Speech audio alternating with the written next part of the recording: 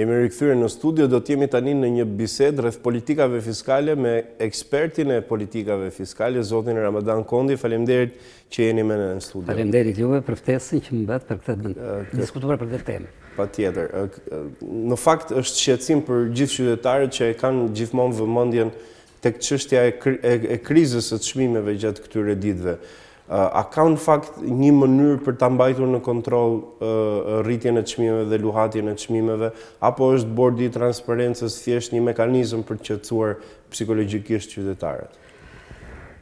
Në fakt, problemi i menaxhimit dhe ndjekjes krizave, sidomos krizave të tilla që mund t'i konsiderojmë si kriza të shpërthimit të menjëhershëm, krijojnë megjithmonë një problem dhe shqetësim shumë të madh dhe mbar qytetar. Efektivisht, kjo është një krizë që prek, si të themi, në themel gjithë shoqërinë njerëzore. Por ajo që është prekur më shumë aktualisht, nëse do të shikojmë raportet e vendosura në politikat shtetërore, midis dy elementeve bazë që janë elementit subvencion dhe elementit të indeksimit, që të arrim mbaraspeshat, jemi në një situatë, duhet të thënë, jo të këndshme. Ka ardhur si pasojë e një veprimi që nuk duhet kishte ndodhur, apo nuk kemi si e përballojmë ndryshe krizën? Jo, përsa i përket veprimit, ndodhja e kësaj krize nuk ka të bëjë me faktorët politik, shoqëror, social, ekonomik thjesht të vendit tonë.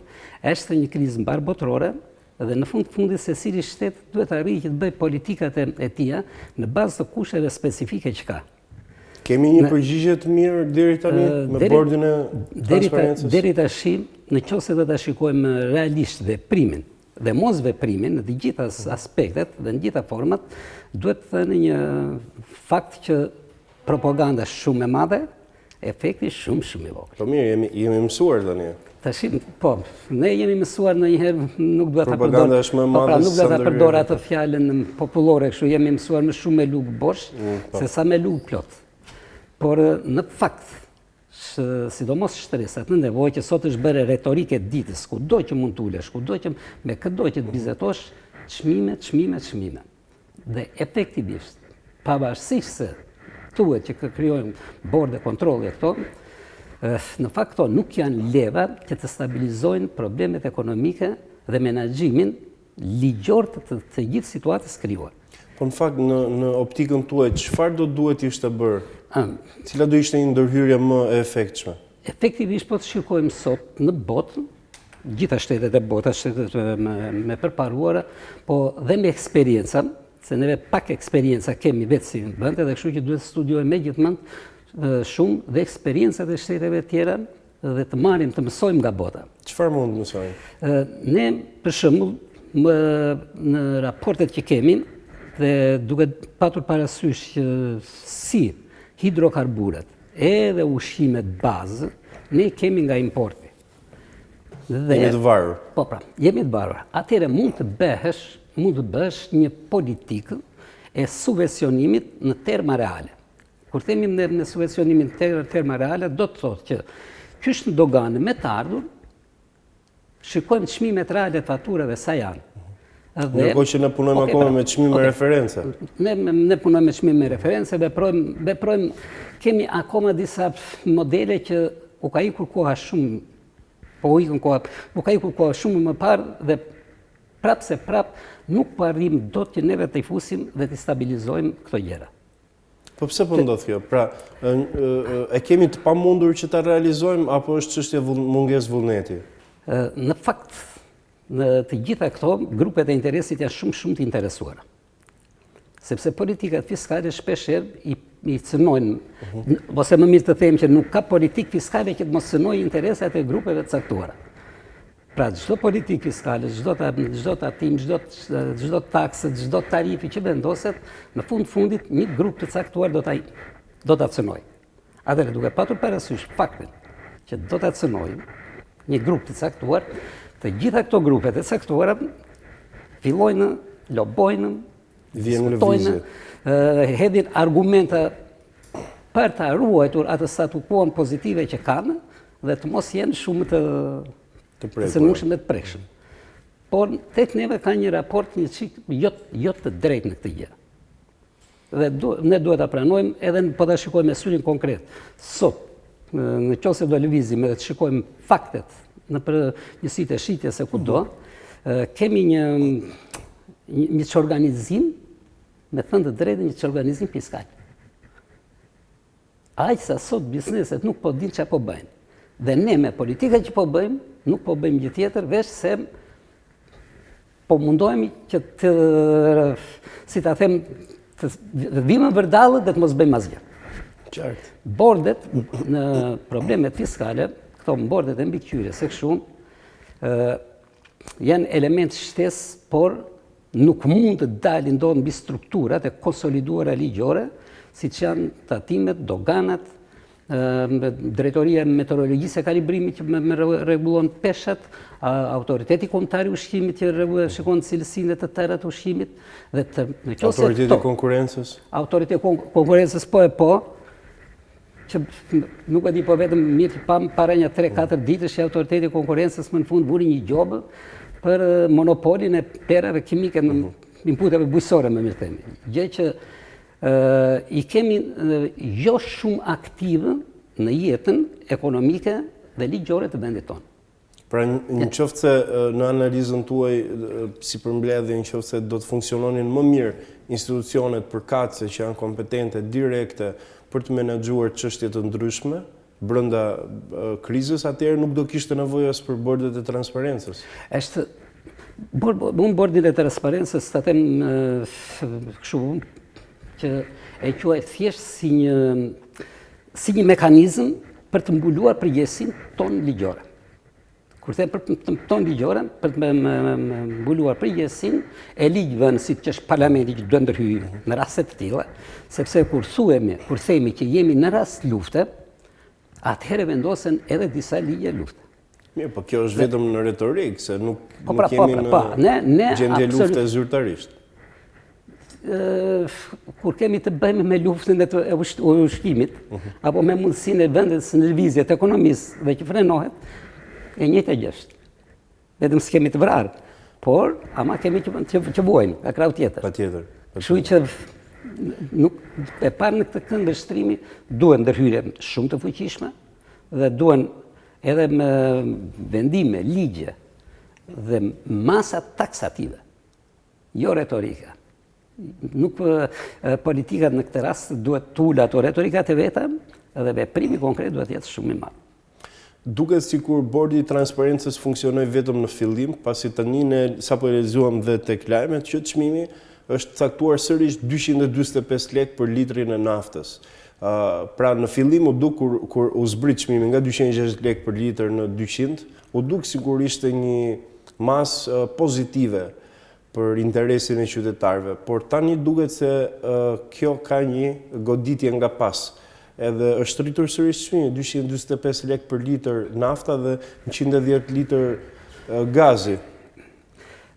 Pse ekziston bordi i transparencës qoftë se nuk mban dot në kontroll rritjen e çmimit? Unë do të thosha që qysh në fillim tek neve, po përgjithsisht jo vetëm në problem krize, por në teorinë e fiskalizimeve, politikave fiskale, ne përdorim një term që themi efekti i njoftimit para prak. Me të njoftuar në bursë që një fuqi naftë arriti kaq, ne bëm menjëherë në Shqipëri. E rritëm po në atë çmim që kishte bursa. Dhe ky efekt ka një efekt me bumin në pitim, për sa i përket rezervave që kanë mbajtur subjektet në Shqipëri. Po në fakt kanë pasur rezerva? Do të thënë sa gjatë i mbajnë rezervat? Rezerva një mujore, një javore? Të gjithë importuesit e hidrokarbureve me ligj janë të detyruar që të mbajnë minimalisht 3 muaj rezervë. Kështu që le të themi sot po shitet nafta që është bler para 3 muajve, që është bler që në dhjetor. Dhe me çmimin e dhjetorit. Por ndërkohë shitet me çmimin e sotëm. Bursës sot. Atëherë ky efekt bën një bum në fitimin e subjekteve, importuesve të hidrokarbureve. Dhe në qoftë se do të bënim, po e marr një shembull fare të thjeshtë. Nëse do bënim një politikë reale për të ruajtur çmimet ose për të ruajtur marzhin e fitimit të subjektit, do ta mbikëqynim bilancin që kishte gjendjen në dita që fillon kriza e përpara, ku e pse kishte gjendjen, këtë do ta shiste me çmimin që ka pasur. Ndërkohë kjo nuk është bërë. Okej, po pra.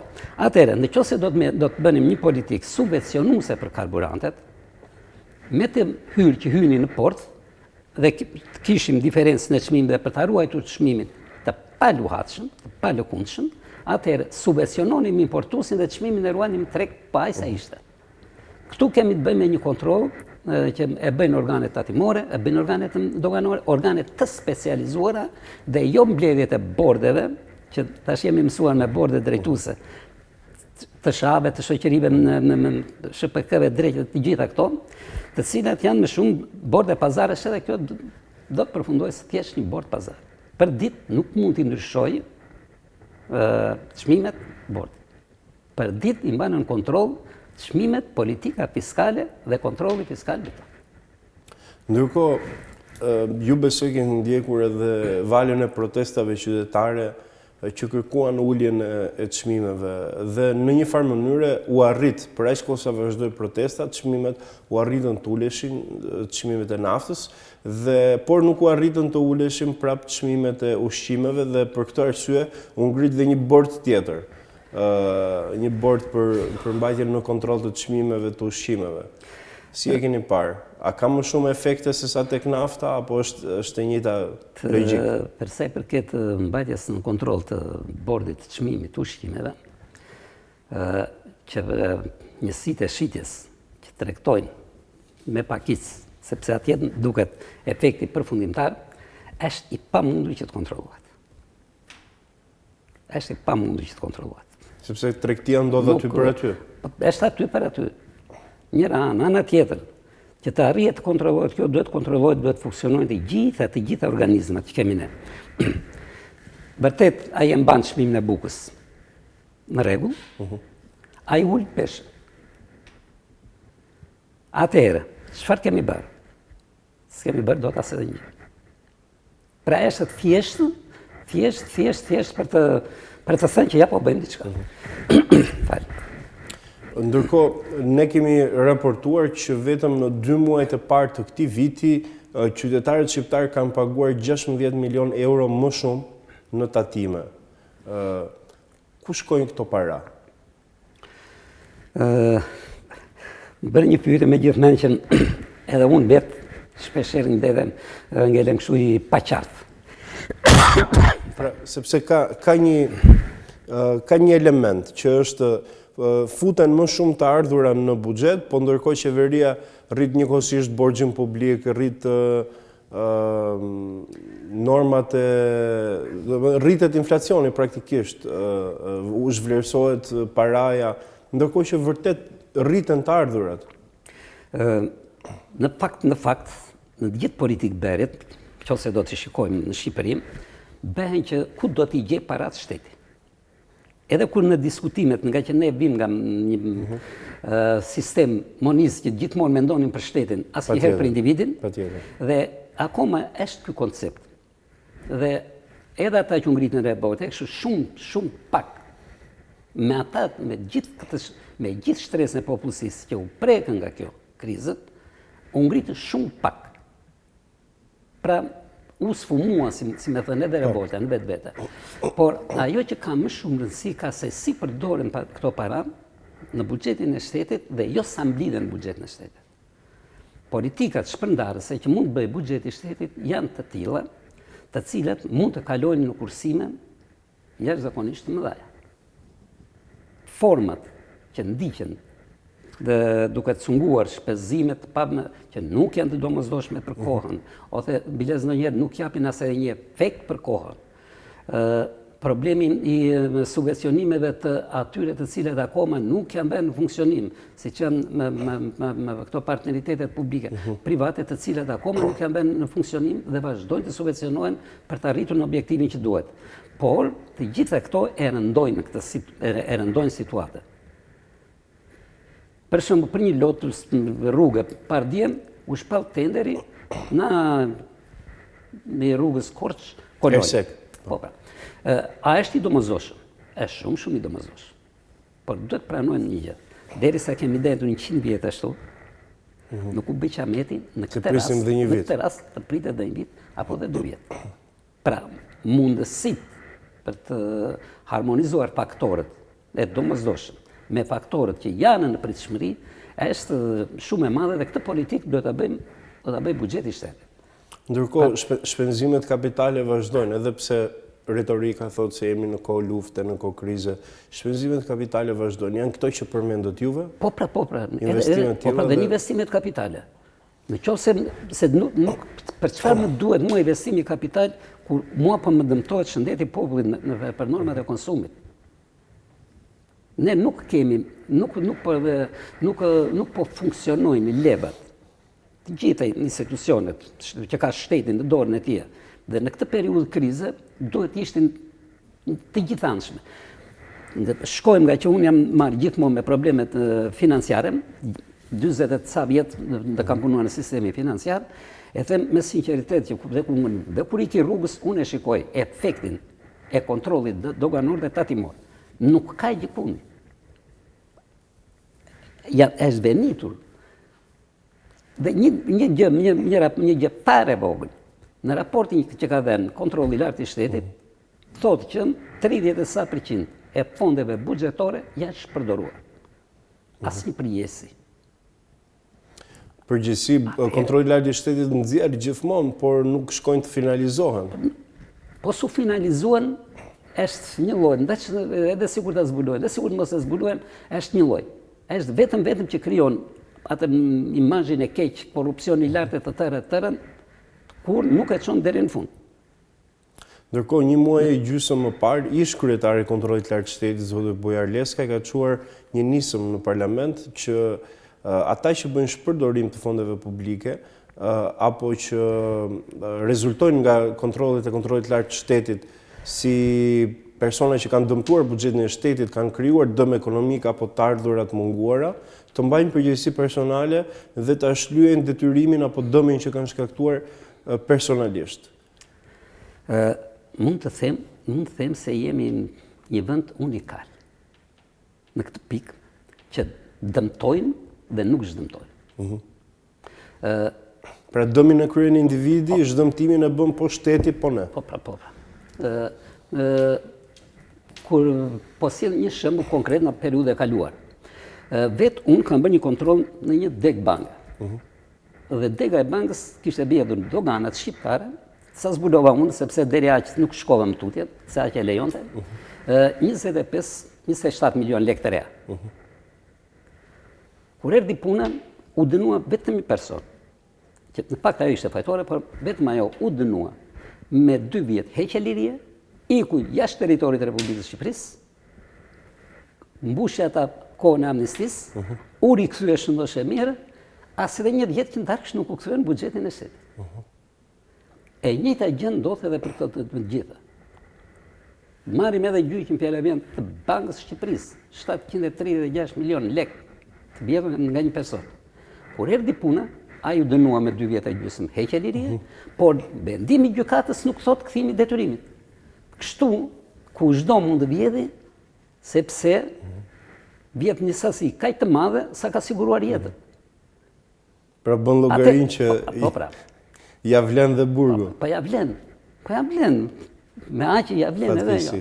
Atëherë, pikërisht, nisma që kam mori zoti Bujar Leska është një nismë shumë e mirë dhe duhet konkretizohet 1 orë më parë. Është ende depozituar në konkretizohet, çfarë të thuam? Ne sot paguajmë deri 3 vende pune, 3 persona për një vend pune. Një punon, edhe ai punon apo s'punon, 2 rrinë në shtëpi dhe marrin paranë. Ke punonjës të organeve tatimore, të cilët kanë 10 vjet apo 15 vjet, mbi 10 vjet, që nuk kanë punuar në organe tatimore, kanë marrë rrogën për 10 vjet dhe tash i rikthehen. Tash u gjendet në punë dhe rikthehen. Dhe ai drejtori i përgjithshëm i tatimeve, apo ai ministër, apo ai drejtues i institucioni, i cili ka pushuar dhe është përdoruar gjithë ky fond i buxhetit shtetit, nuk merret asimas. Kësa i thonë, mund e them hapur, të tallesh me taksa pagues. Ndërkohë po të bëjmë një përmbledhje problematikat që na kanë çuar në krizë, në fakt mund t'i gjejmë edhe brenda, nuk ka nevojë për të parë efektet e luftës. Shumë janë të brendshme. Shumë janë faktorë të brendshëm. Është keq menaxhimi dhe keq drejtimi financiar. Është keq menaxhimi dhe keq drejtimi financiar, sidomos në aspektin e organeve të cilat janë organet e mirëfillta, që janë tatimet dhe doganët. Sidomos tatimet janë elementi numër 1. Po ndërkohë në këtë periudhë. Ndërkohë, pavarësisht kësaj që thoni ju, Drejtoria e Përgjithshme e Tatimeve në raportet e çdo viti raporton se ka rritur mbledhjen e taksave dhe tatimeve. Pra ka rritur nivele më të larta nga më parë, çdo vit e kemi në progres. Dgjoj, kjo është si të them unë, është një diçka që nuk mund të ndodhi ndryshe.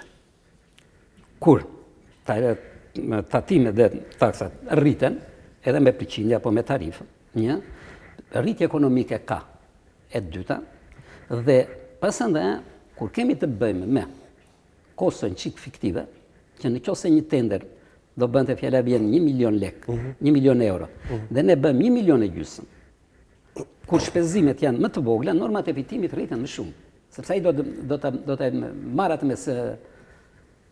Pra, format janë të tilla që në një formë apo në një formë duhet pranuar që ne do të kemi rritje. Ama të mos harrojmë një gjë, që ne kemi dhe impakte negative. Në shkuptim. Kur kemi vende të tarifa, po marr një rast. Në vitin 2014, tatimi mbi dividendin u vendos 15%. Çfarë ndodhi? Në vitin 2014, që ishte viti fundit, që ishte me 10%, është mbledhur mbi afërsisht 1.5 miliard.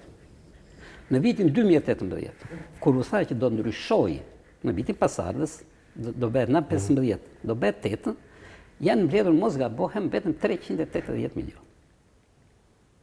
Në 1.5 miliard, në 380 milion. Patjetër se nuk ka interes. Dhe kjo kam mbas 4 vjetësh. Për të paguar më shumë. Kur në fakt, ajo u rrit nga 10%, 15%. Minimalisht, në terma nominale, sikur të mos kishim as rritjet me asnjë tjetër, tatimi mbi dividendin duhet të ishte rritur me 50%. Po kështu edhe tatimi mbi fitimin, apo tatimi mbi të ardhurat personale të tjera. Por, sepse dhe kur flasim për tatimin mbi të ardhurat personale, ata që janë të predispozuar të paguajnë çdo lek, është vetëm administrata shtetërore. Pasandaj politikë bërja në pagat e të gjitha, pra dhe mundësit, burimet janë, edhe burime mund të marrim më shumë, por mund të mungu gjithmonë në menaxhimin e shpenzimeve. Si Chelsea. Po pra, sepse kurse një lek është 2 fishe rritur në buxhet. Por me 1 lek në buxhet është vetëm 1 lek. Kjo është një shprehje hebre që përdoret shpesh, se hebrejt nuk thonë sa para do të mbledh. Hebrejt e kanë parimin ekonomik të tyre, thonë që këtë para që kanë si do të shpenzojë dhe të ngelet. Zoti Ramadan Kondi, faleminderit që ishit me ne. Faleminderit juve. Mendimet që ndam bashkë. Faleminderit juve.